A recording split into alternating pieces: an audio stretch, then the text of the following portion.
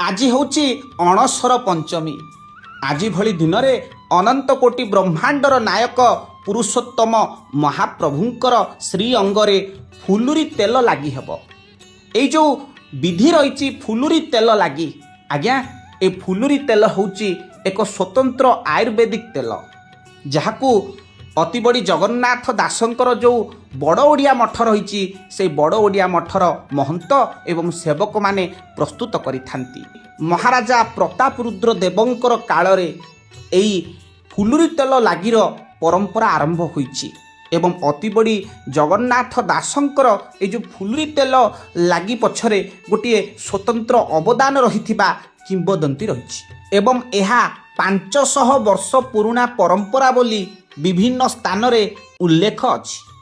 ଏବଂ ଏହାକୁ ଫୁଲୁରି କହିବାର କାରଣ ହେଉଛି ଏହି ତେଲରେ ପାଖାପାଖି 24 ପ୍ରକାରର ସୁଗନ୍ଧିତ ପୁଷ୍ପ ବା ଫୁଲ ମିଶ୍ରଣ ହୋଇଥାଏ, ଯେପରିକି କେତକୀ, ଜୁଇ, ଜାଇ, ବଉଳ, ମାଳତୀ ଏଇଭଳି 24 ପ୍ରକାରର ଫୁଲ ମିଶିଥାଏ। ତା ସହିତ ଆପଣ ଯଦି ଦେଖିବେ ବେଣା ଚେର କଥା କୁହନ୍ତୁ କିମ୍ବା କୃଷ୍ଣ ଭୋଗ ଧାନ କଥା କୁହନ୍ତୁ, ଏହିସବୁ ଜିନିଷ ମିଶିଥାଏ। ପ୍ରାୟ 27 ପ୍ରକାରର ଜିନିଷକୁ ମିଶାଯାଇ ଫୁଲୁରି ତେଲକୁ ପ୍ରସ୍ତୁତ କରାଯାଏ। ଏହି ତେଲର ପ୍ରସ୍ତୁତିରେ 3 ସେରର ମାଟି ମଟକା ବା ମାଠିଆ ବ୍ୟବହାର କରାଯାଏ ଏବଂ এই ଯେଉଁ ଫୁଲୁରି ତେଲର ପ୍ରସ୍ତୁତି ଇଏ ଗୋଟିଏ ବର୍ଷ ପୂର୍ବରୁ ହୁଏ, ଅର୍ଥାତ୍ ଯେଉଁ ହେରା ପଞ୍ଚମୀ ତିଥି ରହିଛି ସେ ହେରା ପଞ୍ଚମୀ ତିଥିରେ ବଡ଼ ଓଡ଼ିଆ ମଠର ମହନ୍ତ ଏବଂ ସେବକମାନେ ମିଶିକିରି এই ଫୁଲକୁ ସ୍ୱତନ୍ତ୍ର ଭାବରେ এই ଯେଉଁ ତେଲ ରହିଛି এই ତେଲକୁ ସେ ପ୍ରସ୍ତୁତ କରନ୍ତି ଏବଂ ସେହି ବଡ଼ ଓଡ଼ିଆ ମଠର ଯେଉଁ କ୍ଷେତ୍ର ରହିଛି ସେହି କ୍ଷେତ୍ରରେ ମାଟି ତଳେ ପୋତିକିରି ରଖନ୍ତି ଏବଂ ଅଣସର ପଞ୍ଚମୀର ଗୋଟିଏ ଦିନ ପୂର୍ବରୁ ସେହି ତେଲକୁ ମାଟି ତଳୁ ବାହାର କରାଯାଏ, ତାକୁ ପରିଷ୍କାର କରାଯାଏ, ଶୁଦ୍ଧ କରାଯାଏ ଏବଂ ଆଜି ଭଳି ଦିନରେ ଅର୍ଥାତ୍ ଅଣସର ପଞ୍ଚମୀରେ ମହାପ୍ରଭୁଙ୍କର ଦେହରେ ଶ୍ରୀ ଅଙ୍ଗରେ ଲାଗି କରାଯାଏ।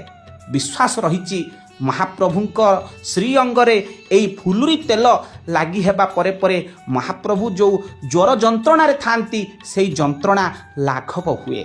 ଆଜ୍ଞା ଯିଏ ସାରା ଜଗତର ଯନ୍ତ୍ରଣାକୁ ଦୂର କରୁଛି ସିଏ ଭକ୍ତଙ୍କର এই ଯେଉଁ ଫୁଲୁରି ତେଲ ସେବା, এই ଫୁଲୁରି ତେଲ ସେବାକୁ ମହାପ୍ରଭୁ ଅପେକ୍ଷା କରିକି ରୁହନ୍ତି ଏବଂ ଫୁଲୁରି ତେଲ ଲାଗି ହେବା ପରେ ପରେ ମହାପ୍ରଭୁଙ୍କର ଯେଉଁ ଜ୍ୱର ଯନ୍ତ୍ରଣା ରହିଛି ତାହା ଦୂରୀଭୂତ ହୁଏ।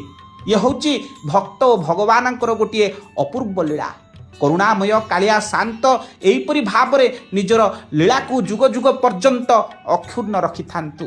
ମନରୁ ହୃଦୟରୁ ପ୍ରାଣରୁ ଲେଖିଦିଅନ୍ତୁ ଜୟ ଜୟ ଜଗନ୍ନାଥ, ଜୟ ଜୟ ଜଗନ୍ନାଥ, ଜୟ ଜୟ ଜଗନ୍ନାଥ।